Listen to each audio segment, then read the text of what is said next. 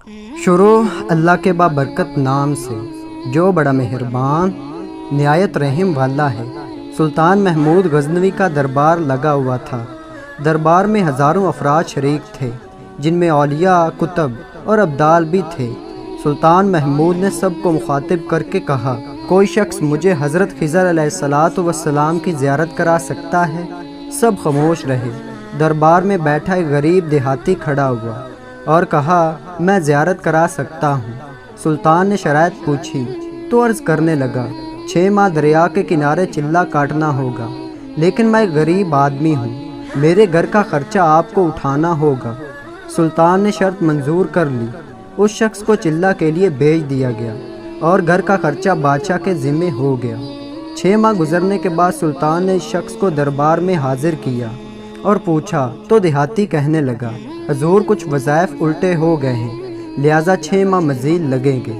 مزید 6 ماہ گزرنے کے بعد سلطان محمود کے دربار میں اس شخص کو دوبارہ پیش کیا گیا تو بادشاہ نے پوچھا، میرے کام کا کیا ہوا؟ یہ بات سن کر دیہاتی کہنے لگا، بادشاہ سلامت، کہاں میں گنہگار اور کہاں حضرت خضر علیہ السلام، میں نے آپ سے جھوٹ بولا، میرے گھر کا خرچہ پورا نہیں ہو رہا تھا، بچے بھوک سے مر رہے تھے، اس لیے ایسا کرنے پر مجبور ہوا۔ سلطان محمود غزنوی نے اپنے ایک وزیر کو کھڑا کیا اور پوچھا، اس شخص کو سزا کیا ہے؟ وزیر نے کہا، سر اس شخص نے بادشاہ کے ساتھ جھوٹ بولا ہے، لہٰذا اس کا گلا کاٹ دیا جائے۔ دربار میں ایک نورانی چہرے والے بزرگ بھی تشریف فرما تھے۔ کہنے لگے، بادشاہ سلامت، اس وزیر نے بالکل ٹھیک کہا۔ بادشاہ نے دوسرے وزیر سے پوچھا، آپ بتاؤ۔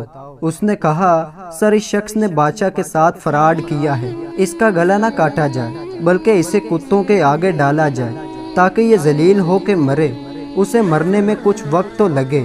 دربار میں بیٹھے اسی نورانی چہرے والے بزرگ نے کہا، بادشاہ سلامت، یہ وزیر بالکل ٹھیک کہہ رہا ہے۔ سلطان محمود غزنوی نے اپنے پیارے غلام ایاز سے پوچھا، تم کیا کہتے ہو؟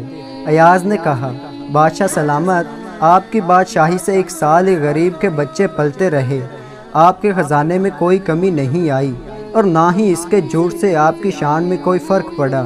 اگر میری بات مانیں تو اسے معاف کر دیں، اگر اسے قتل کر دیا تو اس کے بچے بھوک سے مر جائیں گے۔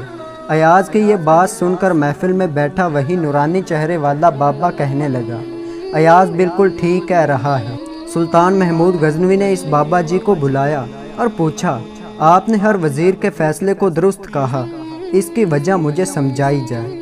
بابا جی کہنے لگا، بادشاہ سلامت، پہلے نمبر پر جس وزیر نے کہا اس کا گلا کاٹا جائے وہ قوم کا قصائی ہے، اور قصائی کا کام ہے گلے کاٹنا۔ اس نے اپنا خاندانی رنگ دکھایا، غلطی اس کی نہیں، آپ کی ہے کہ آپ نے ایک قصائی کو وزیر بنا لیا۔ دوسرا جس نے کہا اسے کتوں کے آگے ڈالا جائے، اس وزیر کا والد بادشاہوں کے کتے نہلایا کرتا تھا، کتوں سے شکار کھیلتا تھا، اس کا کام ہی کتوں کا شکار ہے، تو اس نے اپنے خاندان کا تعارف کرایا۔ آپ کی غلطی ہے کہ ایسے شخص کو وزارت دی، جہاں ایسے لوگ وزیر ہوں وہاں لوگوں نے بھوک سے ہی مرنا ہے۔ اور تیسرا ایاز نے جو فیصلہ کیا تو سلطان محمود سنو، ایاز سید زادہ ہے۔